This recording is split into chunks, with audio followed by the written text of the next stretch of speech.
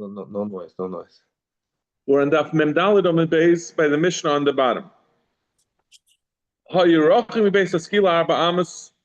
When they came within 4 amas of the place where their execution was going to be carried out, they would take off all of the accused, the person who was getting killed, the condemned man. They would take off all his clothing. The man would have a little bit of cloth to cover him from the front. A woman from both the back and the front. So they basically were unclothed, except they were partially clothed where they shouldn't be entirely not uncovered. This is Rabbi Yehuda. So Rabbi Yehuda holds you uncover, you take off the clothing both of a man and a woman. This only applies to a man, it doesn't apply to a woman. A woman is not unclothed before the execution. The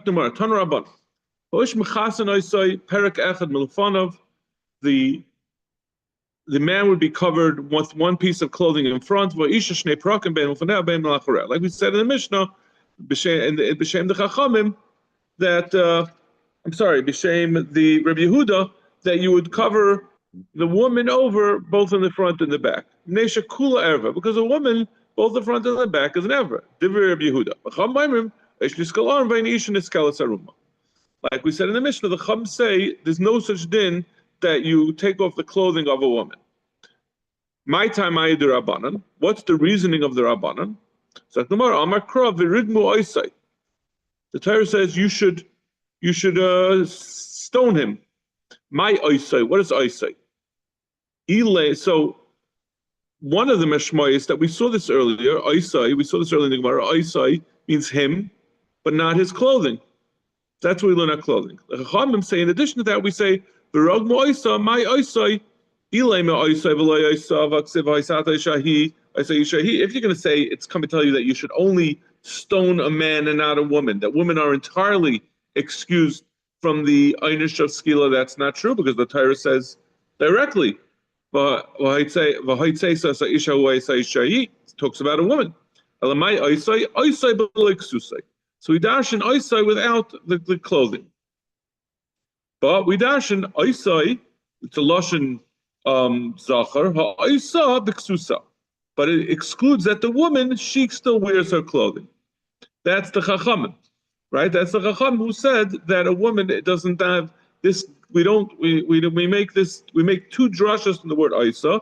First of all, that the execution is done without clothing. But since it says a lashon zachar, it means only the man, not the woman. Yehuda says no, you can only make one drasha from a single pasuk.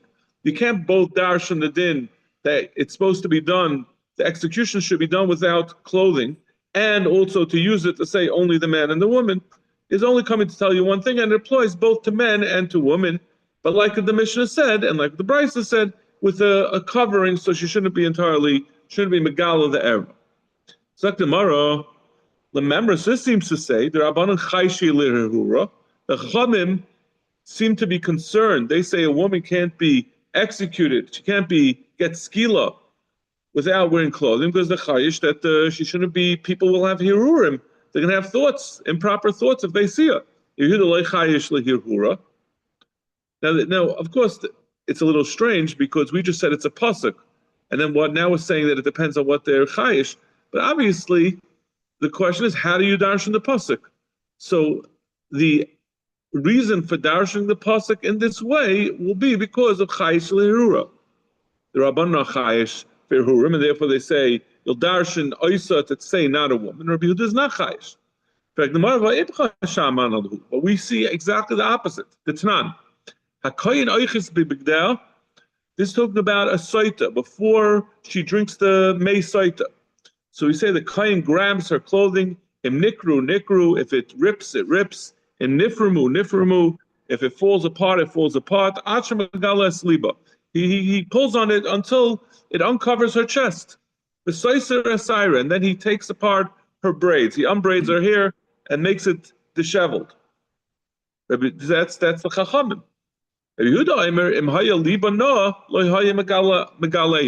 If her figure was good, then you wouldn't uncover her. And if her hair was beautiful, you wouldn't take out her braids. So you see exactly the opposite of our Gemara. By Saita, the Chachamim are Rabbi Yehuda is the one who's saying we're chayish le hurim, that people are going to see her, and therefore you don't uncover her. And the Chachamim say regardless you do it. But in our Mishnah, we said exactly the opposite about a woman who's being executed. That the Chachamim said that that we don't take off the clothing of a woman. And Rabbi Yehuda said you do. So no, by the site there's a different reason. Shema tetzim bebezdin zakah. Maybe she's going to. The pashas, it means that she'll drink the meisait and it'll turn out that she's not chayiv. And there were many reasons why the meisait wouldn't work. I think it says like if she was maida or different things. If she was actually, I don't remember. There were a lot of tnoim, a lot of reasons why the meisait wouldn't work. Or it could be that she never did what she was accused of doing.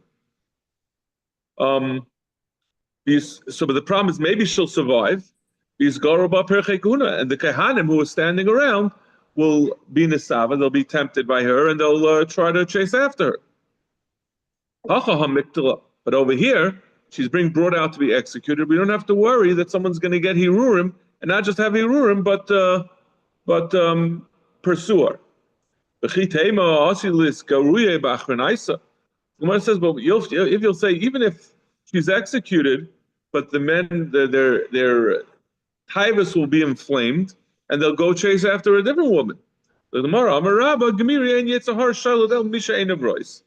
men are very visual. Their Yetzer Hara really only takes them on that which they see, but once she's killed, their Yetzer Hara will subside. So in any case, so that's the answer. That's the Gemara that's the answer we're giving on Rabbi Yehuda. That Rabbi Yehuda over there says by Saita that you can't be Megala her because we're worried about Taivas, but by execution we're not worried that it's going to actually be acted upon because she's not going to be alive. Amar Rava, the Rabbi Yehuda, the Rabbi Yehuda Kasha, the Rabbana, the Rabbana loy Kasha. Says okay, so you answered the Rabbi Yehuda part. But the Rabbanan also say to themselves that the Rabbanan had said over there by execution that we don't, that we're chayish lehirhurim, and we don't unclothe the woman who's being executed, and by Saita, they weren't chayish. So the Rava, the Rabbi Yehuda, the Rabbi Eloi Kasha, get the Shanin. Rabbi Yehuda, we answer the way we said before. The Rabbanan nami le Kasha. Amar Kra. B'noishu kol anoshim, v'lo yisasisena kemaskin kezam techinta, that the woman will see and they'll be turned away. They won't do like she did. So that's the reason why by Saita we say that that we have to worry. We have to give her also the busha of being uncovered, so that people will see how terrible it is and not do what she did. And as Rashi intimates, Lamaisa, we're talking about, we don't know that she did it, but Lamaisa, what she was zichar, she got a kinei from her husband, and she certainly was seiser with someone who wasn't her husband. So she put herself in a compromising position with Manavshach. So we want to warn people that they shouldn't even do that. But as far as an execution, there's no need to add the embarrassment of being unclothed on top of the execution. She's getting killed. There's nothing worse than getting killed. So everyone will stay away from doing what she did. The Gemara says, so what, listen, it's true. It's not, it's people are certainly going to be chastised. But why shouldn't she get an extra einish of also being humiliated? So when it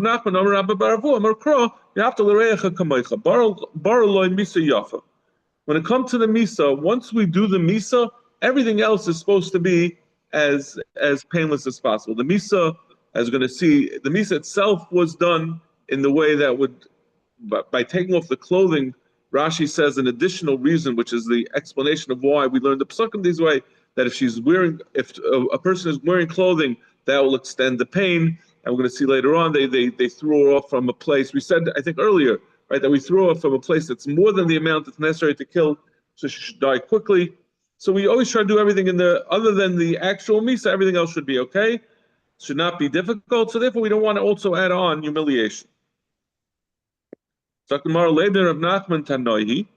Let's say that that Rav Nachman said that Barala Misa Yafa, that we try to reduce the pain of a Misa. That's the reason for the Afkamina between Saita and why the Chachamim and Rabbi Yehuda argue by Saita. Whether we say Barala Misa Yafa and therefore we take off the clothing like the Rabbi Yehuda says or not like the Chachamim say. So everyone agrees that we have to reduce her whatever einish she gets. The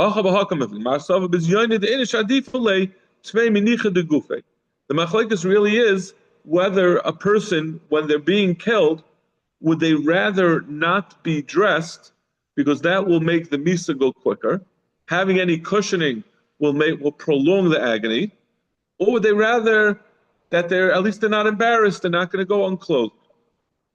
And the Man Amar who says that they do take off the clothing, it's because that's more important. But everyone agrees that we're trying to minimize the pain. So that's the machlekes. Dr. Mishnah. Based on skila hayagavaya shtei kaimis. The place where the person did skila from, as we're going to see, the way the skila worked is that they were first thrown off of a height, and then they had a stone thrown on them, and then other stones. So this original height that they were thrown off of was 2 times the height of a person. One of the Edim, after he fell down, would put him onto his side. Nepach al libay, if he turned over to his face, he would return him again to his side. As we're going to see, when they threw the rock, they had to throw the rock on his chest. So if it'd be on his fat chest, if he'd be facing down, you couldn't throw it onto his chest. And facing up is a very bizyonistic way to die, so you put him on his side. The meisba yatsa, and if he died from that, who's yatsa, from the rock. B'mlav hasheni noitel evan. If not, a second one takes the evan v'nois now leave, and he also puts it on top of him. And if that did it the job, then the yotze. In love, you continue. Everyone throws rocks. Everyone present throws rocks at him. First, each aid throws a rock on. And then afterwards, if that's not doesn't do the job, then the rest of the people there finish it off. The Gemara says really he is saying that it's twice his height, but the truth is the person is pushed off and he falls down. His own height also adds to it. So the Gemara, do you really need such a high distance to kill someone?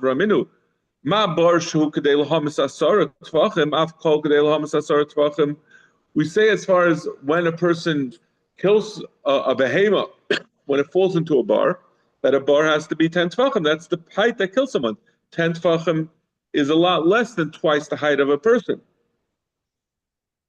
A person is about 2 amas, which is 12 tvachim.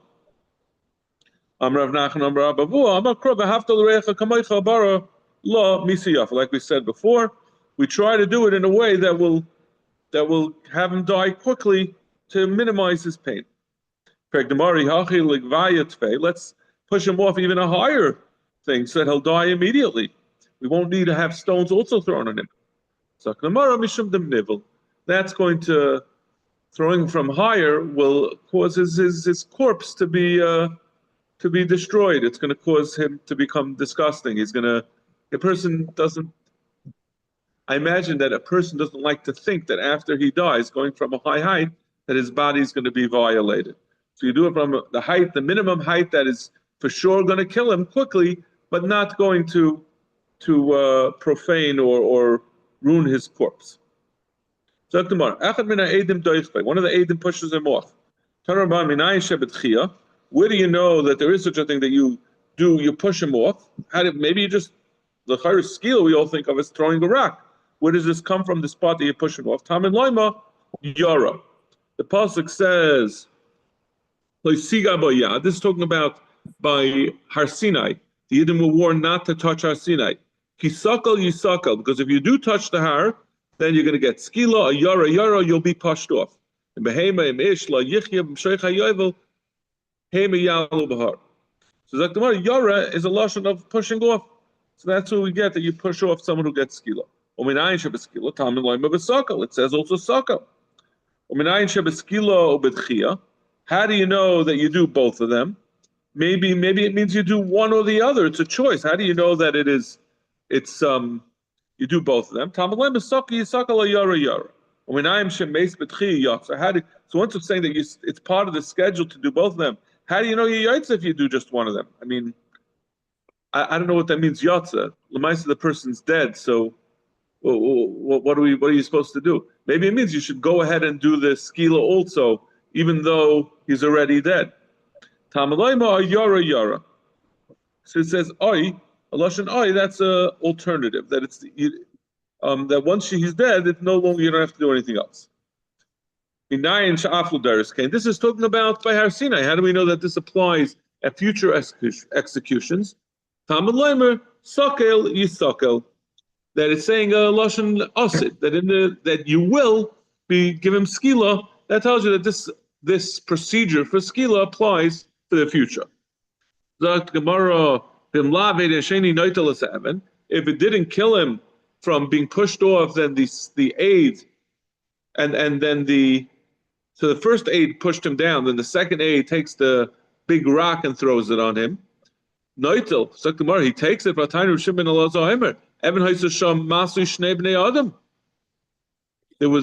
a brisa that says, Rabbi Elazar says that they used an evan, a boulder, that required two people to lift it. Noitlov and Noisnaliba, and he would take it and place it on his chest. And Meisba Yatza.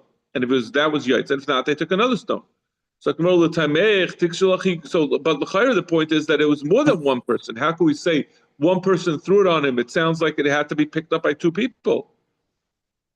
So Gemara says, what do you mean? Well, how do you understand this price on its own? First it says it's something that requires two people to lift. Then it says it says one person takes it and put it on top of him. This is going to be a little coarse, but he has like a spotter. I until I started going to a gym, I didn't know there's such a thing. But the guy, even if he could drop it down, he couldn't pick it up. So someone helps him pick it up. It takes two people to pick it up. And then the spotter leaves go, and this guy throws it down. And then one person throws it down in order it should be with more force. Rashi explains that if two people are holding something and they try to throw it down, it's hard for them to coordinate. They don't get it, they don't do it as hard. But if one person is doing it, he could see, feel where it's up to and do a good job of throwing it down.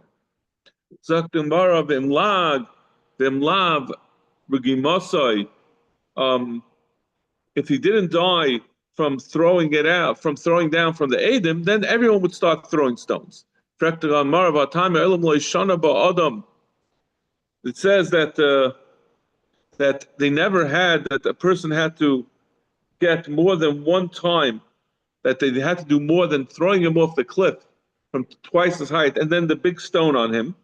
It never happened that they had to do more than that. But our Mishnah says vim lav, and if it doesn't happen.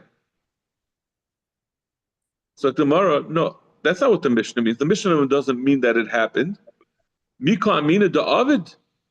What it means to say the mitzrach ka amina. What means the Mishnah is telling you this is the halach of what will happen if it's necessary. But in Achanami, it never actually happened. Even though the lashon, I guess, was a little bit mashmir and lav. If it didn't, it sounds like it did. It didn't happen. Amar Mar, Evan Hoisa.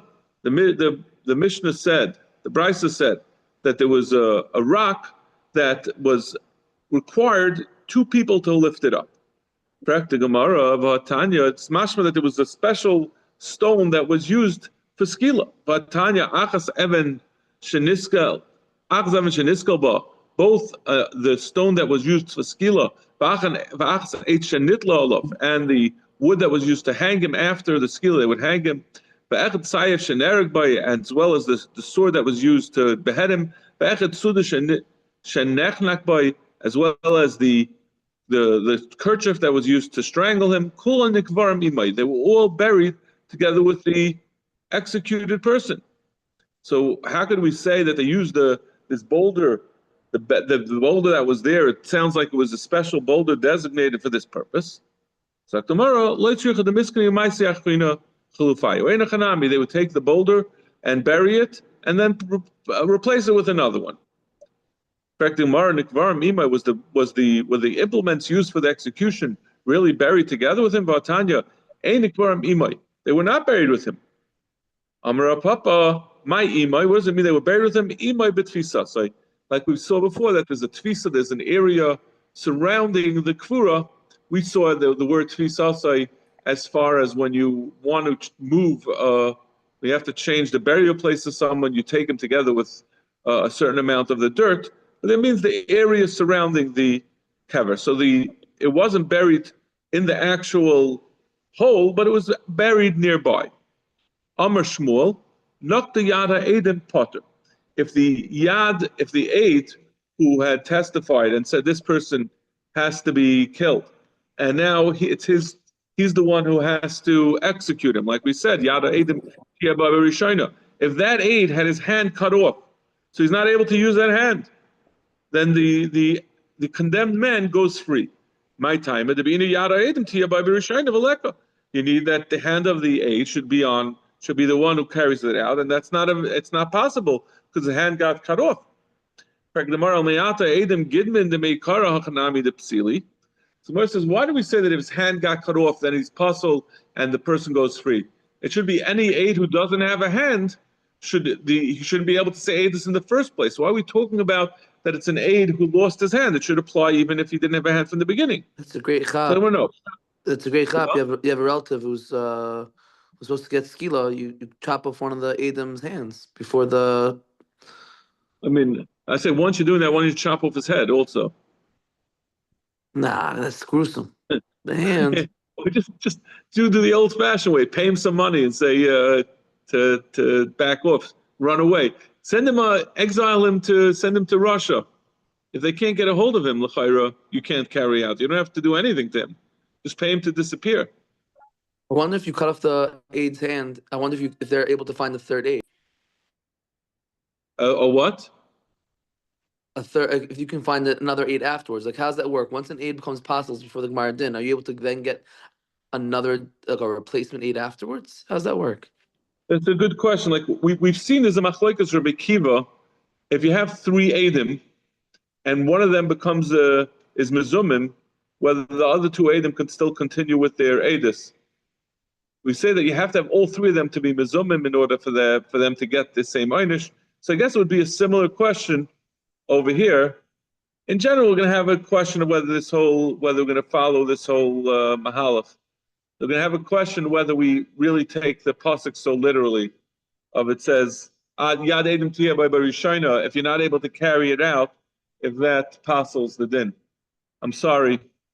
I'm in the shul at this hotel. You ever been to Altair Hotel? So they made the shul in where the parking lot is. So there's a car outside that's honking that the alarm went off. Zaktamara, in any case, Hachanami, so why does it have to be that his hand got cut off? Why can we say that any aid that's missing a hand is not going to be able to fulfill the pasuk? So Gemara Shani also don't come Yada Edim Shachoysa Kfar. The Gemara says no. What we mean is that when we say that the Edim has to be that they can carry out the Edis as long as they have the same aid the hand that they had b'shas. They said they saw him do it when they. I don't know if it means when they saw the Edis or when they said their testimony, but that's the limitation. It doesn't mean that they have to have hands in order to be kosher edim.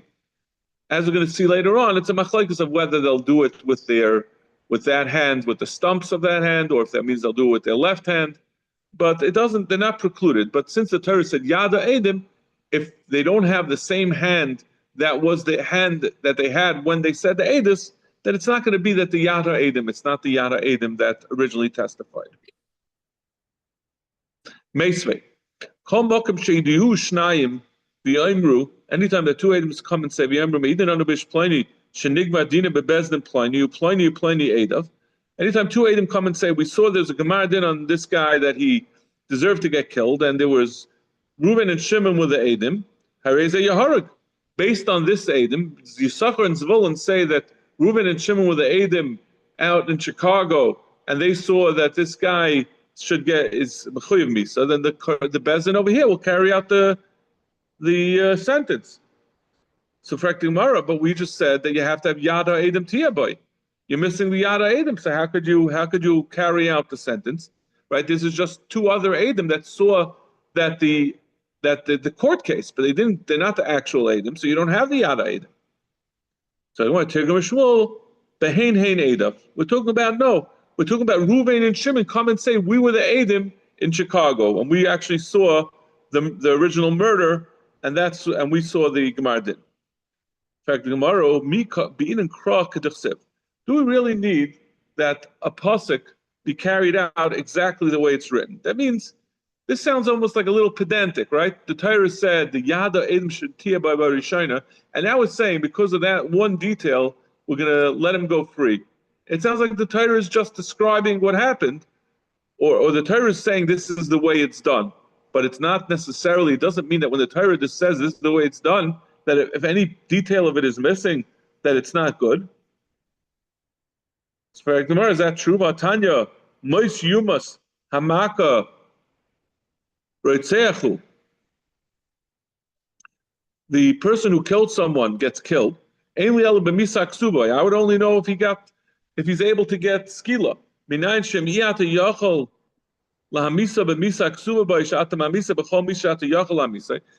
do we know that if it's not practical, it's impossible to give him the type of misa that he was supposed to get? Right? If someone kills someone, he's supposed to get sayif.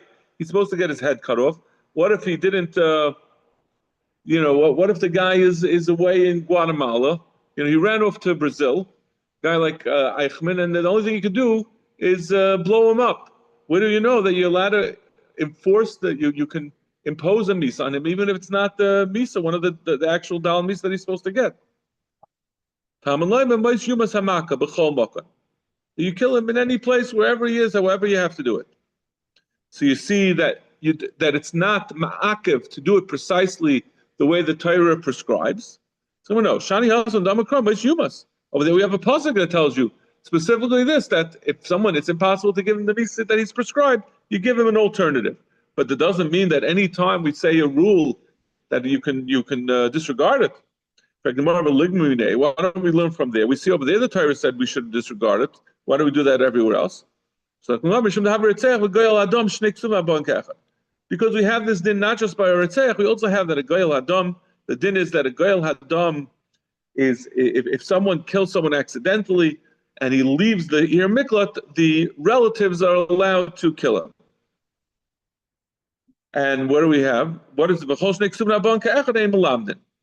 since we have a similar din that we see that by a Goyal Adam also we can ignore the prescribed procedure and do differently. Just like by Ritzeach, we say you can impose a different misa. In a different context, in Lagabi, a different rule, we say that we ignore the prescribed procedure for Goyal Adam and we do an alternative. So it's snakes so you can't learn from there. Ritzeach, we just saw that you can give any misa. Goyal Adam, mahi. What do you see by Goyal Adam? The Tanya. Goyal Adam yamas ritzeach. Mitzvah Goyal Adam. The mitzvah is by Gadam. And what do we know if there is no Goyal, if there's no relative who's available to kill the killer if he leaves the Ir Miklat? That Bezdin can appoint someone who's not a relative to be the Goyal. Shenemar bepigoy boy. If you meet up with him, which is mashmo lashon arabim, if anyone meets up with him, they can impose the misa. Mikol makam. Amalei makrashisha breder of Chizdal Rashi omila beinin kra kedachsev. Is it true that we don't need the Qur'an as it's written? V'atnan hayachar mehem gidim ilem chiger suma cherish ein nasa ben sayir umayr. But you see over here, Lagabe someone who was a Ben Saira Meiri, he was a child who was doing Zaylo Sabeya, he was a glutton and he was stealing. But the din is that the parents they should have to be tafsubai, they have to grab him. So it says if one of the parents was missing a limb, or they were unable to talk, or they were lame, or blind, or I'm sorry, they were deaf or blind or unable to talk, or acherish is deaf. The child has become a tsarumar. Shenem of a tafsubai. The leg gidman. It says you have to grab him, and not someone who's missing a hand. And he takes them out, and he's not lame. For amru ilmin, they have to be able to say, and not someone who's mute. B'neinu zeh v'lo summan, they have to identify this is our son and not blind. They have to be able to say that we told him what to do, and he said, "I'm not listening." So if they were deaf, they can't do that. My time. So why is all these things? Lami shouldn't be eating krok at the chsev. So this is like a very interesting general discussion. When the Torah gives an example or a procedure, to what level do we have to follow precisely that, or can we say that the Torah is just saying this is what you should do, but it allows for ambiguity. So from this, it's mashma that no, you have to have every single detail exactly as the Torah says it. So l'chayra, why don't we have the same thing over here? Why do we say over there that you could do? Doesn't have to be. It must be kidduchsiv. And over here we're saying that yada edim doesn't mean that even if he doesn't have his hand, you could still do it in a different way. Like shani hasan the kuli kro yiseru. Over there, that whole pasuk by Ben Saira Amira is an extra pasuk. What do you have to say exactly how it's done? The Torah says that they bring him to Bezin. So why does it describe the whole thing? So it must be coming to tell you a din. Toshma, ein lo rechoiv, by a ir hanidachas. The din is you take all the belongings and you burn it in the rechoiv, in the street. But if the town doesn't have a street, ein asir hanidachas. You can't apply the din of the hanidachas. The Rabbi Shmuel. Kiva Ima, ein lo rechoiv, oisin lo rechoiv. Rabbi Kiva says, no, you build a rechoiv. Ad kan lepil yad ma'asav rechoiv edemei karbin. Rabbi Shmuel says you have to have the original rechayiv, and if you don't have it, then you can't apply the rule. And Rabbi Kiva says no, you could build a rechayiv and use it now. The hashnami k'demeikara. Whatever you build now also is good enough. Dummy. But it seems to indicate that according to everyone, you need to follow precisely the procedure described in the pasuk. So Moshe says einachanami. However, Tanoi, but the point is there is a machlekes Tanoim on this point. The Tanan, ein lo boyin yad boyin regal oizen yamanis, ein lo tayrei lamas. The din of a mitzayir is you have to place the dam on his thumb and in his big toe and on his ear, and if he's missing any of those things, you can't do the procedure of a mitzayir of taras a mitzayir, and they remain tamei forever. According to the Tanakama. Velazar says you put it on the place of where his ear was, or where his thumb would be, and that's a Yoitzer. He says you put it on his left hand instead of on his right hand, you put it on the left hand. So the Tanakama holds Kedachsiv. If you don't have Kedachsiv, if it's not doing precisely as dictated, you can't be Yoitzer. And the second two Tanaim, Rebbe Elazar and Reb Shimon, both hold that either you put it on the place where the finger would have been, the thumb would have been, or you put it on the other hand, but you don't have to do exactly Kedachsiv. So it turns out it's machlekes Tanoim whether you do Kedachsiv or not. Okay, we'll stop over here. Do you think would it be possible to learn tomorrow evening sometime? My flight I found that is a little early. Mm-hmm. So how about you, Rafal? You look quick. I'm thinking I could try. How about you, Menachem? You know, it's Super Bowl. Oh, it's Super Bowl. How long is the halftime? How long is the halftime? That would be perfect. I would be happy to do it by halftime. Yeah. You just send me the. Rafal, you think I have no idea. I'm not a buck in that. Neither am I. Neither am I. I could just imagine. Maybe I'll sit down with my kid and my son and watch it for 2 minutes. I don't really know if it's the whole night either way. So, what time are you thinking, y'all? What time? I could do it before or after. I don't know what time the I Super mean, Bowl is. yeah, as I was saying it, I don't think I really. I'm not. As I'm saying it, I'm like laughing. So I doubt I doubt I'll be watching it anyway. I know it's tomorrow night. That's it. I know it's there. I was thinking normally we learn like 8-ish. Sure. Later, earlier, I I don't have. care. I mean, You know what? Why don't you want to put it on the chat? Whenever most people can learn. I'm sure we I'll, can work I'll, around I'll that. give an alternative. If it's, but I Okay. just want to make sure I have somebody. So Yeah. we'll I work it think out. between me and Rafal, I You'll, think we should be fine. okay, great. Very Have a good. good spot. Good luck. Good talk. Good talk. I'll see you on Monday at the latest. Okay. Monday morning, I'll be back in business. Back in show, yeah? Yeah, I'm leaving early tomorrow. My flight, I didn't realize we're leaving. We have to leave like at 8:30, so it's going to be hard to learn in the morning. Right. So it's okay. Okay, take You care. have a safe trip. Thank you. Good luck. Good talk.